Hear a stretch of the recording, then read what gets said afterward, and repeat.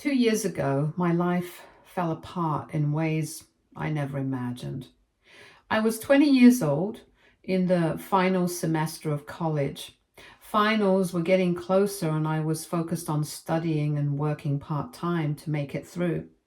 My parents, Ted, 52 male, and Myla, 50 female, allowed me to live at home during college because I could not afford rent, tuition, and bills all at once. It was not ideal, but it was the only way I could manage. Then my sister Julie, 25, female, announced she was pregnant. It was a huge surprise. She was not in a serious relationship, so no one saw it coming. At first, my parents were shocked, but they quickly became excited. They started talking about how they could not wait to be grandparents and made plans for baby showers and setting up a nursery. At first, I did not think much about it. Julie was working and she was making a decent amount. I assumed she would figure things out and life would go on as usual. But then my parents told me Julie needed to move back home. They said she needed their support during her pregnancy and after the baby was born. They said that it would only be temporary until Julie got back on her feet. I thought, oh, cool. I'll also help her out with the kid. What I did not expect was their next request. They wanted me to move out. I could not believe it. I was still in school. Finals were just a week away, and I did not have anywhere else to go. I tried to explain that I could not afford to move out yet, but they did not care. They said I was old enough to handle it and that Julie needed the space more than I did. Two particular things that I could not forget were, first, my dad told me, "You are responsible and you will figure it out." And second, my mom said, "We have done so much for you already. It is Julie's turn to get our help now." I was shocked and hurt. I had always thought my parents would support me during tough times. But now they were pushing me out when I needed them most. I was not against helping Julie, but why did it have to be at my expense? My finals were about to start. I had no savings, nowhere to go. And it was not like the house was small.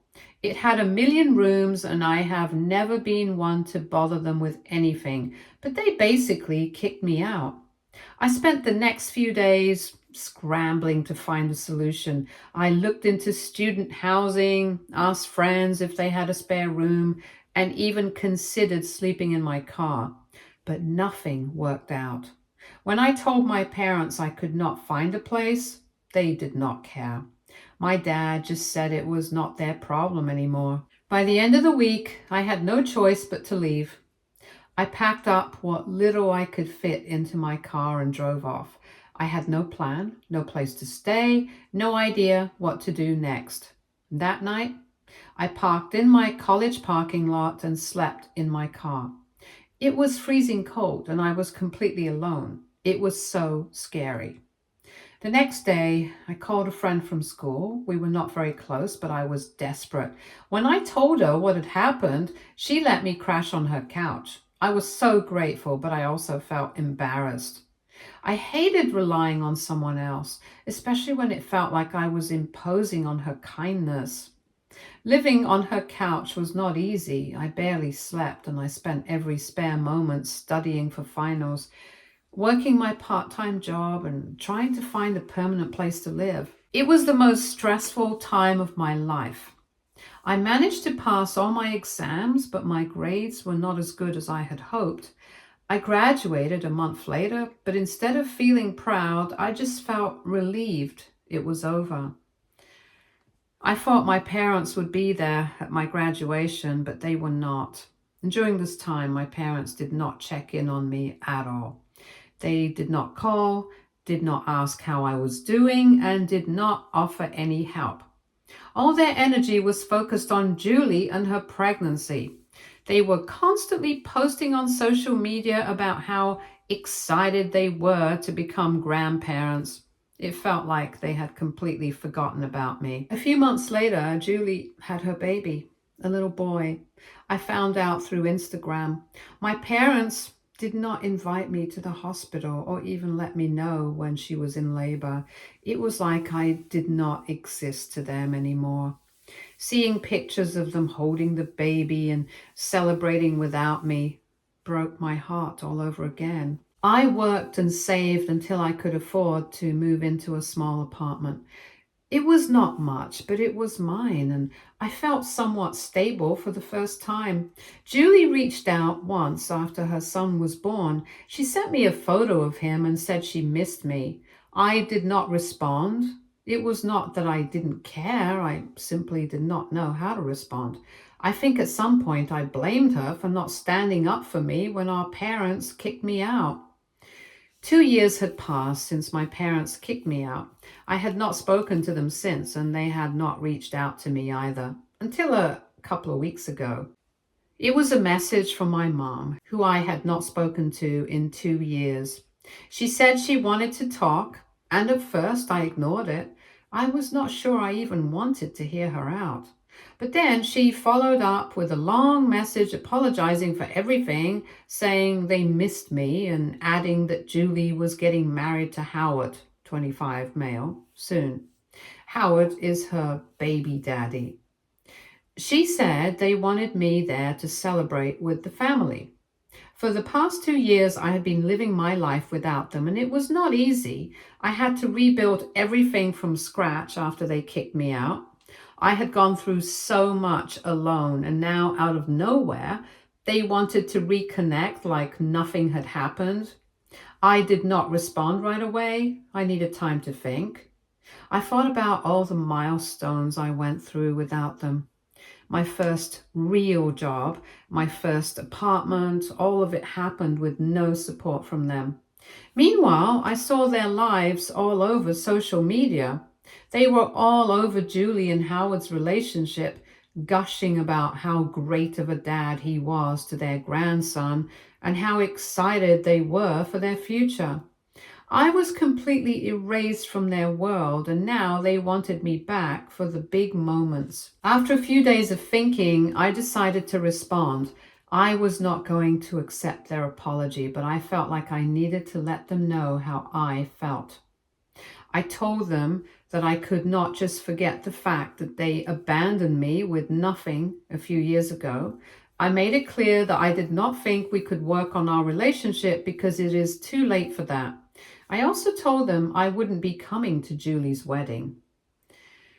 It was not an easy decision. Part of me felt guilty, and I wondered if I was being too harsh. But every time I thought about giving them another chance, I remembered what it felt like to be abandoned when I needed them the most. I thought about sleeping in my car that first night, crying myself to sleep on a friend's couch and struggling to study for finals while my parents were busy decorating a nursery and throwing baby showers. Their apology felt hollow to me. If they truly cared, why did it take 2 years for them to reach out?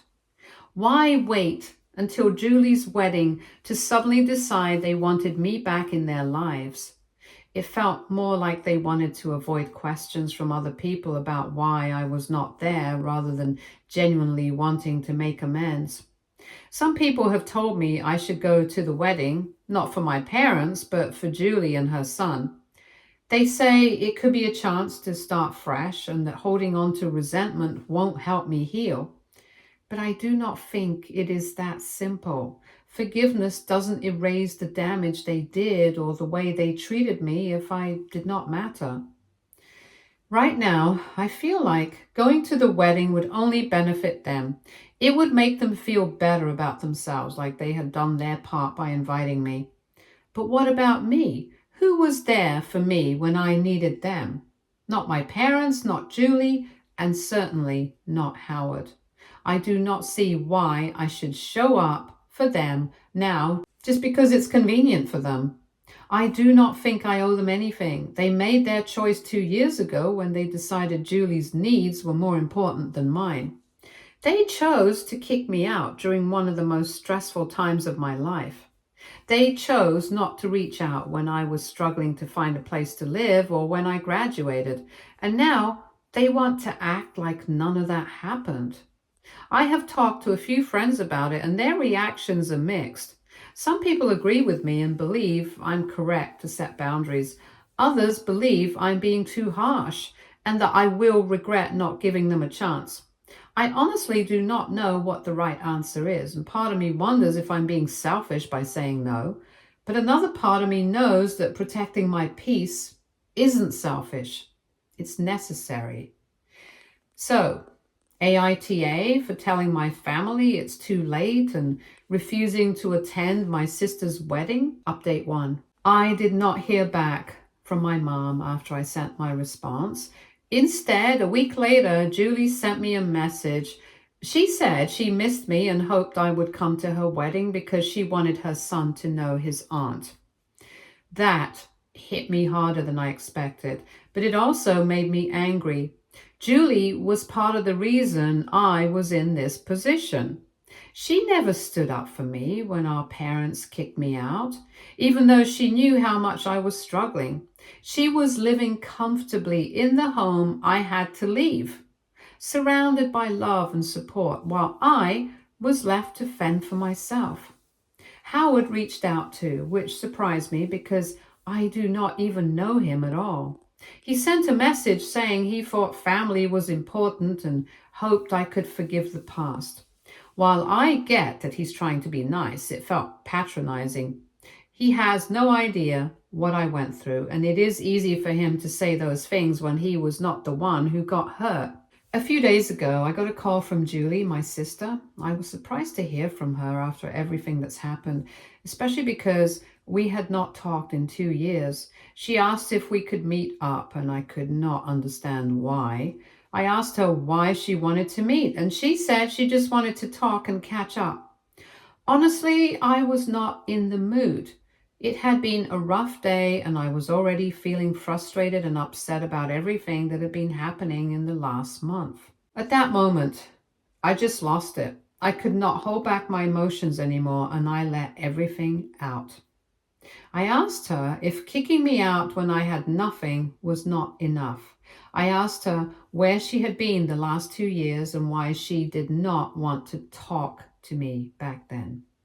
Why now, out of nowhere, did they want to reach out to me? Was it to save face? Did they not want to look like the bad guys who abandoned me? I was angry and I went off on her asking all these questions, and I did not care if it hurt her. I knew I was shouting, but I just could not stop. It was not just about what happened between us, it was everything I had been through since that day. I had to go through so much on my own, rebuilding my life, and it hurt so much to think about how my own family had thrown me out when I needed them the most. It was not just about what they did to me in the past. It was the feeling that I had been erased from their lives like I did not matter at all. Julie was quiet for a second after I had finished before saying I was right. She admitted that she should have reached out to me and that it was not right of her not to. She sounded sad, but it did not change what had happened. She went on to tell me how much she needed me at her wedding. She said that she did not care about anyone else, only that she needed me by her side. It was strange to hear her say that, especially after everything. She said she wanted to make things right and that she hoped I would give her a chance. She kept saying that having me there would mean the world to her. I could hear how desperate she sounded, and part of me wanted to say no, but another part of me was softening. She said she had been so focused on her son that she had not had time to think about anything else, and now that things had settled down a bit, she needed to see me and talk about everything. Julie kept asking me to give her a chance to make up for everything. She was almost begging me, and I just could not say no. I did not want to hurt her, and I did not want to seem like I was being completely closed off. But at the same time, I was torn. I was not sure if I was ready to forgive her, or if I even wanted to try and rebuild what we used to have. Still, I agreed to meet her. I do not know why I said yes, honestly. Maybe it was the way she sounded, or maybe I was just tired of being angry all the time. Maybe I just wanted to see if things could really be different. But deep down, I was still not sure what I would do or say when I saw her in person. The pain of the last 2 years was not just going to disappear in one conversation. I told Julie that I would meet her, but that I was not sure what would happen. I didn't know if I could just forgive everything and move forward like nothing had happened. She seemed relieved when I agreed, but I still had so many questions in my mind. Why had it taken her so long to reach out? Why had she not reached out sooner when I was struggling the most? Why wait until now? It is hard to explain everything I was feeling. Part of me was still angry, and part of me was wondering if maybe I was too harsh.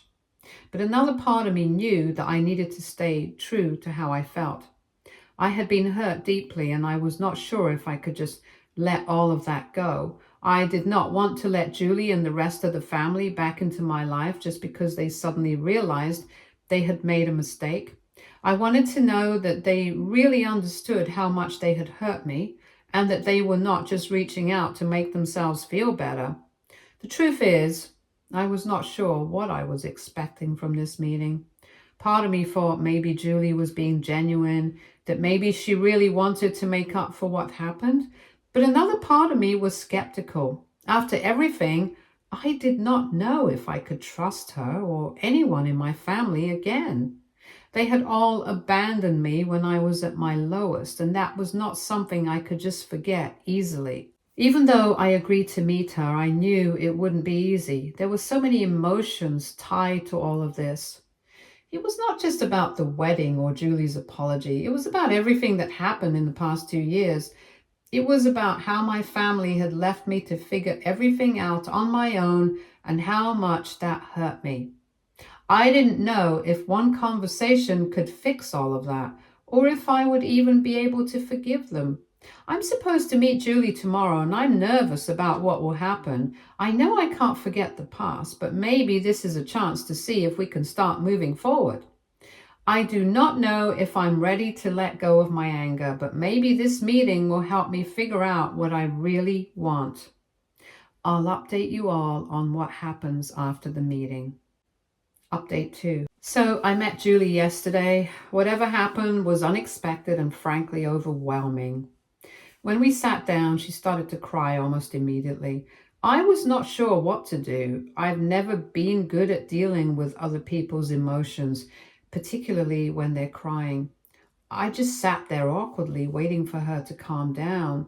Eventually, she stopped crying enough for us to have a proper conversation. Julie started by saying she did not realize how bad things had been for me when I was kicked out. She said our parents told her I was moving in with a friend, so she thought I had a safe place to go. At first, I could not believe what I was hearing. I remembered crying and panicking because I had nowhere to go. How could she believe I was fine? When I told her how things really went, how I ended up on a friend's couch with barely anything to my name, she looked shocked and upset. I explained how hard it was to start over with no help from anyone in my family. It felt like I had been completely abandoned. Julie kept apologizing and insisted she did not know. She said if she had realized the truth, she would have done something to help. She said she did not even want to move in with our parents. She was doing just fine on her own, and when they found out about the pregnancy, Howard stepped up. It was our parents who insisted that she stay with them. I was not sure if I believed her, but then there was another thing. We had been so close growing up. The Julie I knew would have never let our parents kick me out and leave me helpless. When we were kids, Julie and I had a great relationship. She is 3 years older than I, so she always acted like my protector. If I was upset, Julie was there. If I needed help, Julie would step in. She always looked out for me, and I relied on her a lot. Now that I think back on it, though, I realize that my childhood was not as happy as I used to think it was. Julie was great, but our parents were a different story. As a kid, I did not notice it much because Julie protected me from so many things. But looking back, I can see that our parents were never particularly kind to me. They were not outright cruel, but they were cold and distant. They never seemed as proud of me or Julie. If I did something well, it was brushed off or barely acknowledged. If I made a mistake, it was a big deal, like I had let everyone down. They were always very weird to both of us. And Julie did everything she could to make me feel valued and loved, even when our parents didn't. She would cheer me up when I was sad, help me with school projects, stand up for me when our parents were being too harsh. At the time, I thought everything was fine because Julie made it feel that way. I did not really notice how little effort my parents put into our relationship because they made up for it. But now, as an adult, I can see the bigger picture. This realization made it even harder to understand why Julie did not do more to help me when I was kicked out.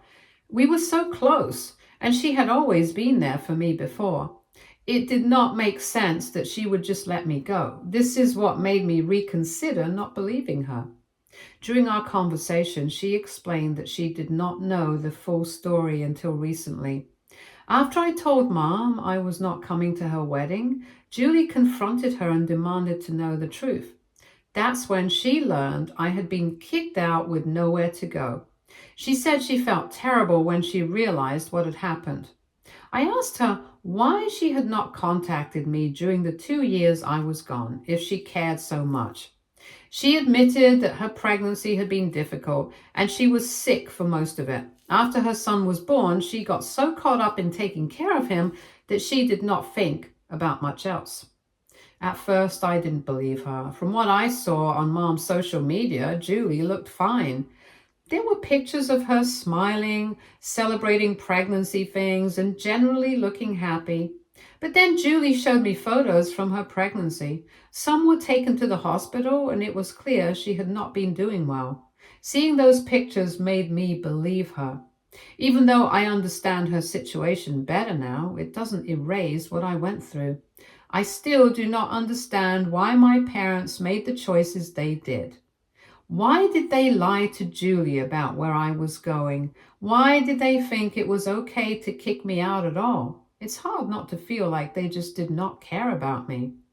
Julie seemed genuinely sorry and said she wanted to fix things between us. I could tell she meant it, and I believe her. It's not easy to let go of 2 years of hurt and anger. Even if she did not know the full story, it is hard to forget how alone I felt during that time. As for my parents, I do not even know where to start. Why would they just abandon me like this? It was not like I was troubling them in any way. They did not just kick me out, they also lied to Julie and kept her in the dark. I can't understand why they would do something like that. For now, I need some space to figure out what I want to do next. Update 3. After that meeting with Julie, we started to get a lot closer again. Julie invited me to her bachelorette party and I decided to go. At first, I was not sure what it would be like, but I ended up having a good time. It was nice being there with her, seeing her excited about getting married, and it felt like we were back to being close again. I had not seen her so happy in a long time, and it made me happy too.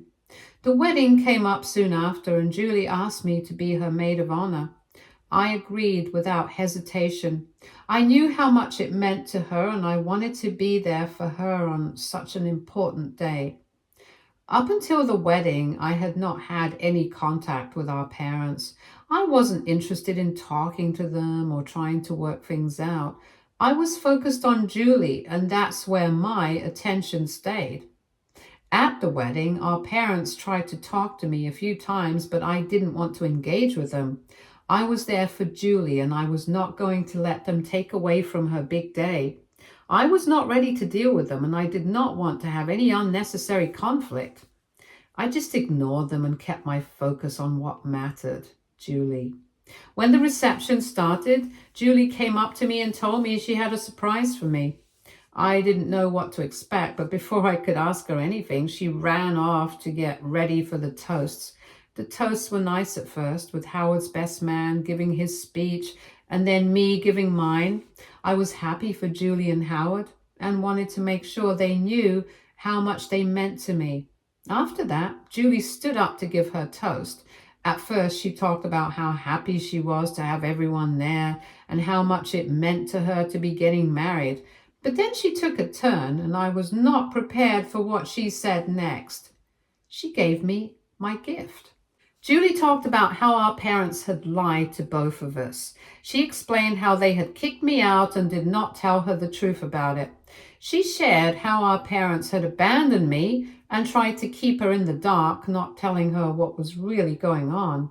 Julie even went as far as saying that our parents had made her move in with them so that they could kick me out. She also mentioned how they tried to turn us against one another by making me believe that she was the reason I was left homeless. It was all true, but hearing her say it in front of everyone was a bit shocking. Julie then went on to talk about how growing up we had to take care of ourselves because our parents did not do it. She explained how they always focused on themselves and left us to handle things. She said that as a parent herself, she would do things differently and be a better parent than our parents had been to us. I did not disagree with her. It was hard for me to realize, but I had to admit that our parents had not really cared for us the way they should have. Julie was right to point it out. After Julie's toast, things were a little awkward for a while. Nobody knew what to say or how to react, but after a short break, everyone went back to having fun. People started dancing and talking, and things returned to normal. I asked Julie about her toast afterwards, and she told me she had to say it. She said our parents had done a lot of damage and she did not want them to get away with it. She added that for the past few months, our parents had tried to make her wedding all about them, and it really upset her. Julie told me that Mom had bought herself a wedding dress and was planning to wear it to Julie's wedding, but it ended up getting ruined by someone spilling red wine on it. That was not even the worst part. The worst part was that our parents had planned a vow renewal ceremony at Julie's wedding, trying to steal the attention from her and Howard. Later, as everyone was enjoying the reception, dancing and having fun, our parents approached Julie. They were upset by her toast and asked her why she had said such things. Julie did not back down. She stood her ground and told them how she actually felt. She said that they needed to hear the truth. Our parents tried to make her feel guilty, saying that they had done so much for her and her son. But Julie did not let them off the hook. She reminded them that they were not there for her when she needed them most, like when she was sick or in the hospital. But when it came to baby showers and celebrations, they were there. Our parents demanded an apology in front of everyone and said that if she did not apologize, they would leave. She told them if they wanted to leave, they could go. She was not going to beg them to stay. Our parents were shocked by Julie's response, and they did not know how to handle it. They got all worked up and left. It was honestly a relief. The rest of the night went on without any more drama, and the reception turned out to be a great time. Since then, neither Julie nor I has heard from our parents. We have both been living our lives, and the peace has been nice. I'm just glad we have each other now. Stay tuned for more stories from our girl relationships.